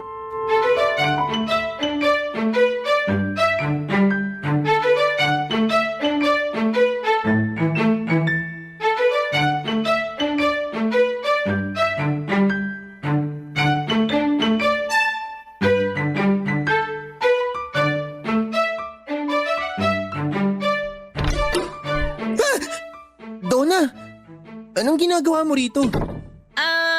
Dinadalaw ka? Parang di ka sigurado ah. Dinadalaw ka! Wala naman akong sakit para dalawin. Gusto ko lang sanang bigyan ka ng bulaklak ng kalabasa Oh, wow! Para saan? para manligaw? Parang di ka ulit sigurado. Ligaw! Teka, joke ba to? O hindi ah! May kasama pa nga candy tong bulaklak ng kalabasa kaso naiwan ko sa bahay. Pwede kong balikan para makita mong seryoso talaga ako sa'yo. Sandali. Gusto mo talaga akong ligawan? Oo! Wala namang magagalit, di ba? Hindi ka ba pagagalitan ng nanay mo? Kababae mong tao pero ikaw yung manliligaw? Tsaka, bakit bulaklak ng kalabasa? Eh di ba nga ang manliligaw nagbibigay ng bulaklak sa gusto niya? Pero bulaklak ng kalabasa? Sa totoo lang, puting rosa sana yung ibibigay ko sa'yo Kaya lang, nawala yung pera kong pambili Kaya sumakto lang yung natira sa akin para sa bulaklak ng kalabasa. Cute naman yan! Tanggapin mo na lang! Cute nga. Bago sa akin to. Bulaklak ng kalabasa ang binibigay sa panliligaw. Masarap din yan kapag ginisa mo sa talbos ng sayote. Sahugan mo rin ang karni ng baboy. Ganun, iluluto. Akala ko kasi ilalagay ko to sa altar tulad ng ibang bulaklak. Aba, pwede rin naman yun. Bulaklak pa rin naman yan Mas matagal pang mabulok yan kaysa sa rosas. Ah, talaga ba? Oo naman. Pasensya ka na kung yan yung inabot ko sa'yo. Sa susunod na lang ako babawi ng rosas o kaya orchid. Basta maka-extra lang ako sa talyer ng kagawad natin dito. Hindi mo naman ako kailangan bilhan ng rosas o orchid. Ayos na tong bulaklak ng kalabasa. Mapapakinabangan pa ng sikmura. Eh di pumapayag ka ng maligawan? Bakit ako? Kasi ikaw yung type ko Pero babae ka. Babae ako. Hindi ba weird yun? Wala namang masama sa weird. Maganda nga yung para kakaiba sa mga nakasanayan. Sa totoo lang, hindi ako sigurado sa gusto mong mangyari. Payagan mo lang akong manligaw sa'yo para makita mong ayos din naman kung babae yung magpapakita ng interes sa lalaki. Pero mali pa rin yata Dapat kasi lalaki ang unang magpapakita ng interes, di ba? Ayaw mo bang ako ang nagpapakita ng interes? Kasi sa tingin ko, dapat maging patas sa panliligaw ang mga lalaki tsaka babae Naisip ko rin, karapat-dapat din naman para sa mga lalaki na maligawan. Yun bang mapakitaan na espesyal din sila? Ayaw mo ba nung ganun? Maganda naman yung idea mo na yan, kaya lang, hindi talaga ako sanay. Eh di, ibig sabihin ba, busted na ako?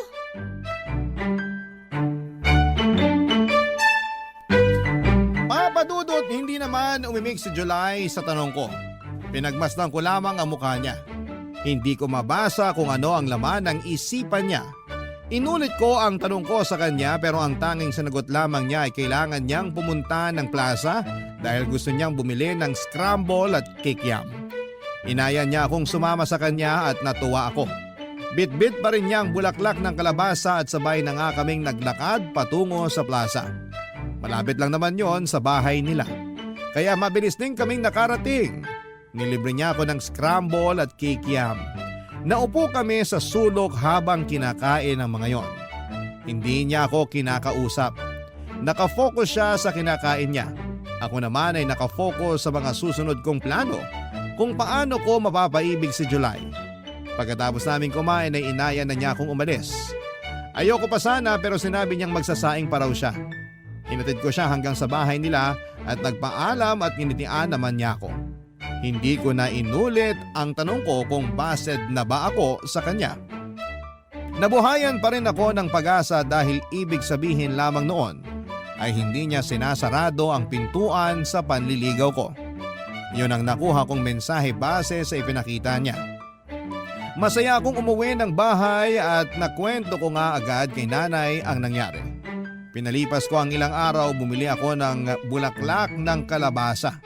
Kahit may pangbili naman ako ng rosas dahil nakapag-extra na ako sa talyer ng kagawad namin. Mas pinili kong bilhan pa rin siya ng bulaklak ng kalabasa dahil alam kong natuwa siyang sa pagiging praktikal ng ideya na yon. Nagtungo ako sa bahay nila. Malakas ang loob kong kumatok at inaasahan kong si July muli ang magbubukas ng pintuan pero nagulat ako nang ang tatay niya na si Mang Edo ang nagbukas ng pinto.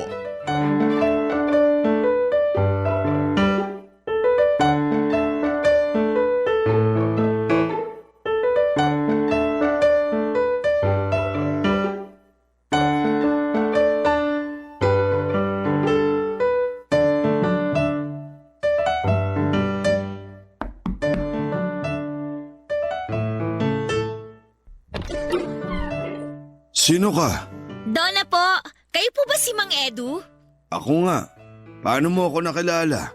Sikat po kayo ni July dito sa barangay natin. Ganun po talaga kapag bagong salta. May kailangan ka ba? Ah, yung anak niyo po sana? Si July. Hindi mo siya naabutan. Kaalis lang din kanina. Pinapunta ko sa palengke para bumili ng hapunan namin. Ah, ganun po ba? Pwede ko po ba siyang hintayin? Mukhang matatagalan pa yon.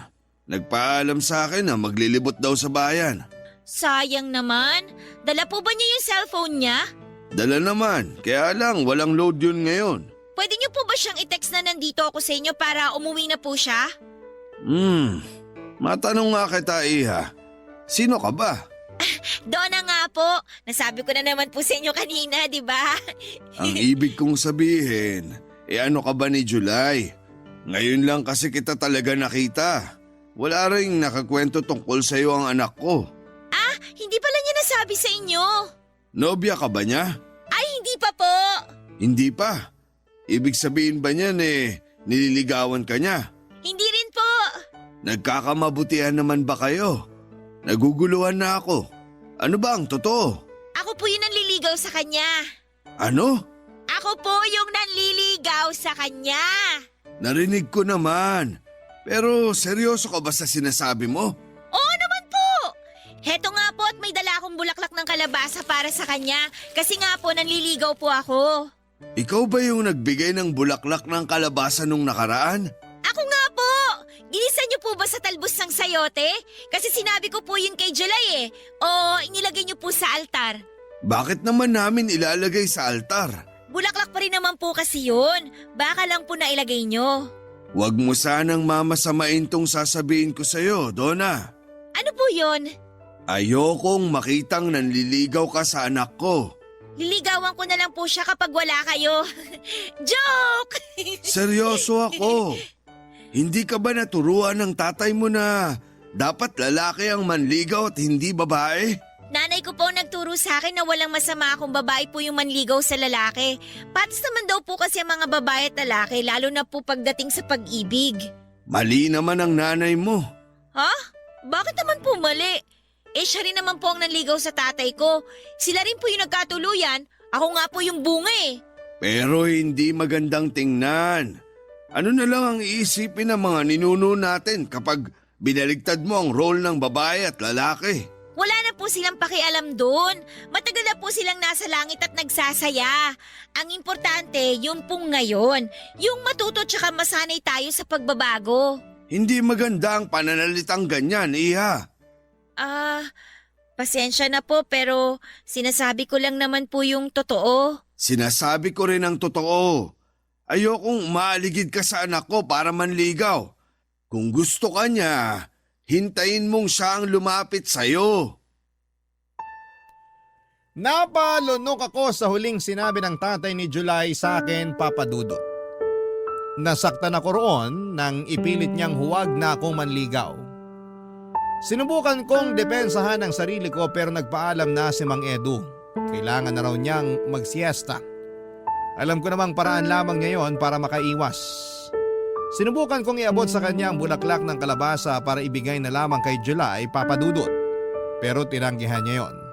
Mas lalo akong nasaktan. Pinagsarhan niya ako ng pintuan at hindi ako kaagad nakagalaw sa pwesto ko. Nabitawan ko na lang ang hawak kong bulaklak ng kalabasa. Hindi ako kaagad umalis sa harapan ng bahay nila at naiyak na ako noon pero kinailangan kong lakasan ang loob ko para ipakita sa mga ninuno ko na hindi ako talunang babae. Dinampot ko ang bulaklak ng kalabasa at nagmadaling umalis sa bahay nila July, Papa Dudut. Hindi muna ako umuwi ng bahay at nagtungo muna ako sa plaza kung saan kami kumakain ni July ng scramble at kikiam. Nagtungo ako roon para magdasal. Mas malawak kasing tingnan ng kalangitan sa plazang yon. Kaya naisip kong makikita ko kaagad ng Diyos kapag nanalangin ako roon. Mataimtim akong nagdasal, Papa Dudut, at humiling na sana ay magbago ang isipan ng Mang Edu tungkol sa panliligaw ko sa anak niya. Hindi ko na malaya na naglalakbay na ang isipan ko sa negatibo. Tuloy-tuloy na binubulungan ako ng utak ko na tama si Mang Edu. Dapat ko nang itigil ang panliligaw ko kay July dahil hindi yon tama para sa isang babaeng katulad ko. Hindi nagpapigil ang mga negatibong ideya sa utak ko hanggang sa namalayan ko na lamang ang sarili ko na sumuko na sa mga yon. Napaiyak na lamang ako, Papa Dudut, at hinayaang malaglag sa lupa ang bulaklak ng kalabasa na hawak ko. Barangay Love Stories. Barangay Love Stories. Tulad ng nabanggit ko noong simula ay sinanay nga ang nanligaw kay tatay, Papa Dudut. Magkaklase sila noon at maraming nagkakagusto kay tatay pero sinanay lang ang naglakas ng loob na lumapit para manligaw. Inunahan na niya mga nagbabala kay tatay. Mabilis na nahulog ang loob ni tatay kay nanay, Papa Dudut. Lalo na't lagi siyang hinahatiran ni nanay ng bulaklak ng gumamela at tsampuradong sagana sa evaporada. Doon niya nga totoong nadali si tatay.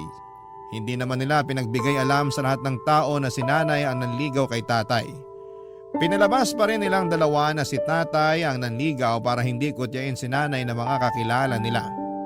Naging masaya sila sa pag-iibigan nila, Papa Dudut. Natapos ang relasyon ng pag-iibigan nila noong nasa unang taon pa lamang ako ng high school. Pero hindi naman ibig sabihin noon ay hindi na naging totoo ang pagmamahala nila. Siguro nakadikit lang talaga sa pakete nila ang expiration date ng pagsasama nila. Ang kwento ng mga magulang ko ang dahilan kung bakit malakas ang loob kong manligaw kay July. Akala ko kasi ay papayagan ng tadhana na itulad ang love story ng magulang ko sa amin ni July. Pero ang naitulad pala ay yung paghihiwalay nila. Ang masakit pa ay hindi pa man kami nagsisimulang magmahalan ay pinaghiwalay na kami kaagad ng tadhana. Kapag naiisip ko yon noon, nasasaktan ako. Kapag nasasaktan ako ay tumatambay na lamang ako sa plaza para doon ibuga lahat ng sama ng loob ko habang kumakain ng scramble at kikiam. Iniwasan ko na si July. Hindi na ako bumibili ng bulaklak ng kalabasa para sa kanya. Pinagbawalan ko na rin si nanay na bumili noon para ulamin dahil nasasaktan lamang ako kapag nakikita ko yon. Naalala ko kasi ang pag-reject ng tatay ni July sa akin. Hanggang isang araw habang nakatambay ako sa plaza ay dumating itong si July. Nilapitan niya ako kaagad. Papa Dudut.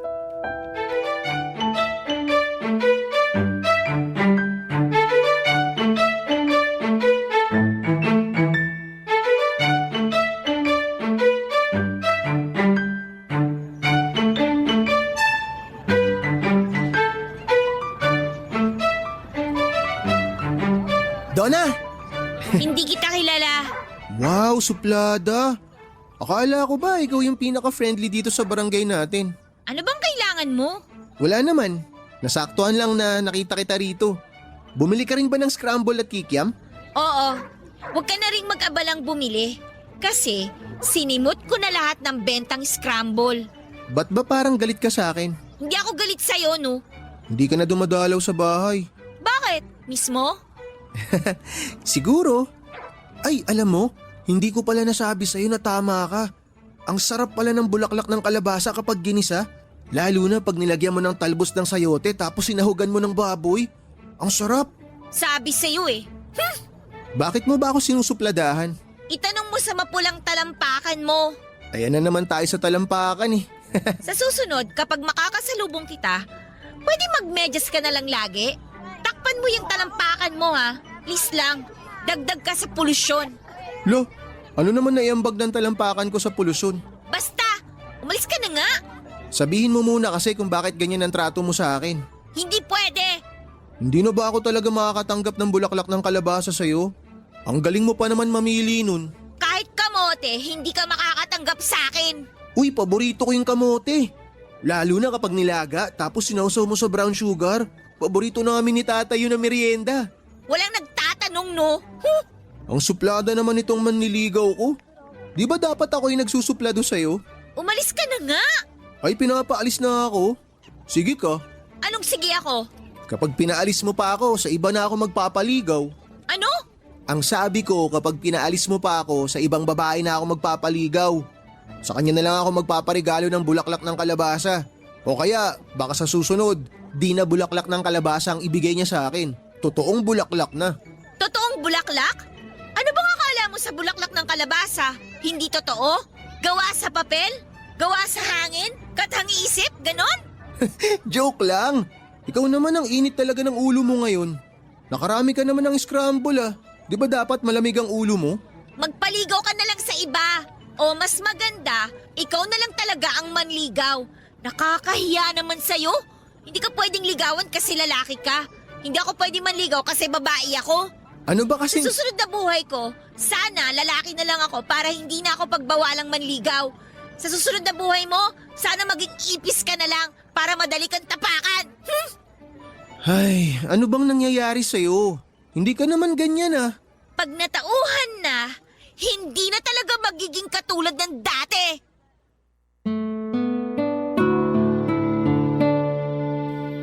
Papadudot madrama ang naging huling linya ko kay July.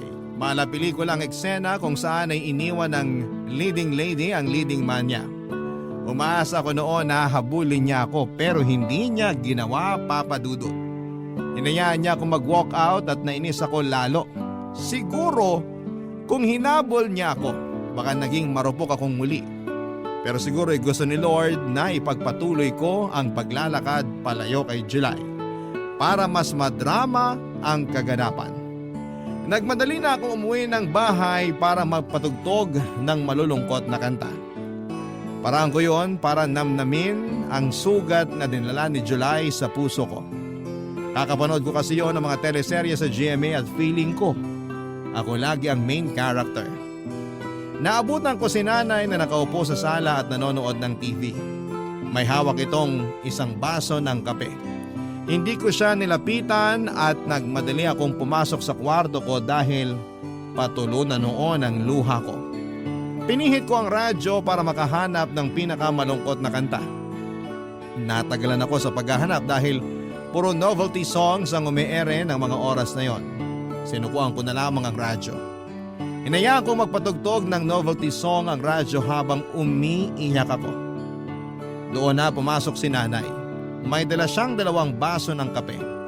Inabot niya sa akin ang isang baso at kinuha ko naman at huwigop ako mula sa baso. Napaso pa nga ang dila ko.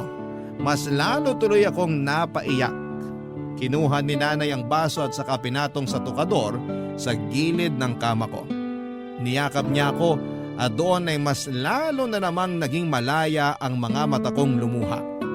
Nung medyo gumaan na ang pakiramdam ko ay inaya niya akong tumungo sa sala para makapag-usap kami ng maayos. Sumunod naman ako at doon namin pinagpatuloy na inumin ang kapeng inabot niya sa akin, Papadudot.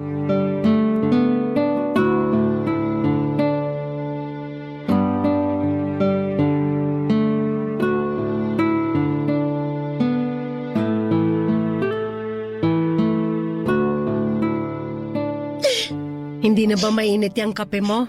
Hindi na po nakakapaso. Bakit ka ba umiiyak? Si July po kasi Anong ginawa niya sa'yo? Wala naman siyang ginawa. Yung tatay kasi niya. Anong ginawa ng tatay niya? Pinagbawalan niya akong ligawan si July. Kasi hindi raw yun gawain ng isang babae. Ay nako. At nagpadala ka naman. Nakuwento mo ba ang love story namin ng tatay mo? Opo. Pero ayaw daw ng mga ninuno natin na manligaw ako sa lalaki. Hindi raw kasi yun ang nakaugalian. Porkit hindi nakaugalian, mali na agad? Alam ba niyang ayaw ng mga ninuno natin ng baluktot na pag-iisip? Sana na'y nandun ka para may kakampi ako nung pinagalitan ako ni Mang Edu. Pwede ko siyang puntahan ngayon para mapagsabihan. Anong akala niya sa anak niya? Ginto? Teka at may kumakatok. Sige, tuloy mo muna yung pag-iyak dyan. Oh! July! Magandang hapon po, ma'am. Anong ginagawa mo rito? Gusto ko lang po sanang makausap si Donna. Busy siya sa pag-iyak. Bakit po siya umiiyak? Nagtanong ka pa. Malamang binasted mong anak ko. Hindi ko naman po siya binasted eh. Pero pinapabasted siya ng tatay mo sa'yo. Ganon na rin yun. Po? Naku, wala po akong alam dyan. Pwede ko po ba siyang makausap? O pasok ka. Salamat po. Oh, anong ginagawa mo dito? Maiwan ko muna kayo. Lalabas muna ako. Teka, Nay! Mag-uusap kayong dalawa dyan. Silipin mo na rin yung sinain ko mamaya. Ano ba kasing ginagawa mo dito? Iniwan na kita sa plaza, di ba? Bakit sumunod ka pa dito? Kasi gusto kitang bigyan ng bulaklak ng kalabasa. Ito oh, kabibili ko lang yan sa palengke nung nag-walkout ka. O, kunin mo na. Para saan to? Ba't mo ako binibigyan ng bulaklak ng kalabasa? Regalo ko yan sa'yo kasi manliligaw ako. Hindi ako magpapaligaw sa'yo, no? Gusto mo ba sa iba na lang ako manligaw? Sige, tingnan natin kung may babaeng tatanggap ng bulaklak ng kalabasa. Biro lang, wala naman talaga akong balak manligaw ng iba eh. Tinatakot lang kita para di mo ako basti din. Ako nga itong binasted ng tatay mo para sa'yo, no? Bakit ka ba kasi nakikinig kay tatay? Ako naman yung may gusto sa'yo. Hindi kita babasti din, promise. Kaya please, huwag mo rin akong basti din. Bakit kasi ayaw mo ako manligaw sa'yo? Ang simple lang naman nun eh. Nawiwirdohan nga kasi ako. Ayoko talaga. Kagaya mo rin palang tatay mo eh. Wala kayong bilib sa mga babaeng katulad ko. Uy, hindi ah. Bilib ako sa mga babaeng katulad mo. Buo ang respeto ko sa inyo ng nanay mo. Kaya nga gusto ko na ako ang magpakita sa'yo ng respeto at interes eh. Kung papayagan mo ko, may papakita ko sa'yo lahat yun sa panliligaw ko. Pero gusto ko pa rin manligaw sa'yo para ipakita sa'yo kung ano yung kaya mong gawin bilang isang lalaki ay kaya ko rin gawin bilang isang babae. Paano ba tayo magkakasundo? Pareho na lang tayo manligaw sa isa't isa. Uy, gusto ko yan. Mas okay yung idea na yan. Panalo yung ganyang setup. Donna? Ano yun? Pwede mo bang igisa yung bulaklak ng kalabasa sa talbos ng sayote ngayon? Palambing naman oh. Nagkikrave kasi ako eh. Napailing na lamang ako habang nakangiti sa request ni July sa akin. Naging paborito na niya ang ginisang bulaklak ng kalabasa at talbos ng sayote. Inaya ko siya sa kusina para ma-check namin ang sinaing ni nanay. Sinamahan niya akong lutuin ng bulaklak ng kalabasa. Habang hinihintay na maluto yon ay nilabas ko sa ref ang natirang tsampurado na niluto ni nanay noong umaga. Dinamihan ko ang evaporada at pinakain ko kay July. Nagustuhan niya ang malamig na tsampurado, yon din ang paborito kong klase ng tsampurado, malamig. Nagkakwentuhan at nagkatawanan kaming dalawa papadudod habang pinagsasaluhan ang malamig na tsampurado. Isa marahil yon sa mga hindi ko makakalimutang alaala sa buhay ko. At yon ang madalas kong kinekwento sa mga naging anak namin ni July. Oo, nagkatuluyang kaming dalawa ni July. 2 taon ang inabot ng relasyon namin bilang magkasintahan bago niya ako inayang magpakasal. Ako pa naman sana noon ang nagbabalak na mag-propose sa kanya. Kaso'y naunahan niya ako. Wala namang kaso yon. Pareho lang naman kami ng gusto. At ngayong pareho na kaming 45 ay wala na kaming ibang hinihiling pa kundi ang dagdagan pa ng Diyos ang buhay namin para makapagsama kami ng mas matagal. Para marami pa kaming taong makwentuhan ng love story naming dalawa. Kaya nga naisip ko ring ibahagi sa inyo sa Barangay LS ang kwento naming mag-asawa para mabigyan ng pag-asa ang bawat isa sa forever. Andyan lang ang forever sa gilid ninyo. Nag-aabang lang kung kailan ka magkakaroon ng lakas ng loob para lapitan ito. Sa lagay ko, ako ang naunang naglakas ng loob na lumapit. Sumunod sa akin si July at heto kapwa na namin hawak ang forever namin. Maraming salamat po sa pagbabahagi ng aming kwentong mag-asawa. Hanggang sa muli, ako po ang inyong kabarangay forever, Donna.